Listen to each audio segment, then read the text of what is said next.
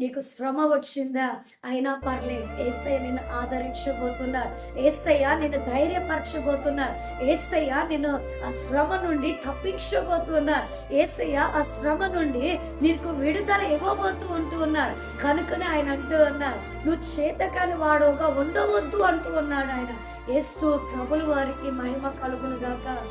ఈరోజు ఈ వాక్యం చూస్తున్న నీతో పరిశుద్ధాత్మ దేవుడు దర్శిస్తూ ఉంటున్నారు. అదే సామెతల్లో 31:9 మనం చూసినట్లయితే, నీ నోరు తెరవాలంట. ఎవరి కోసమో తెలుసా?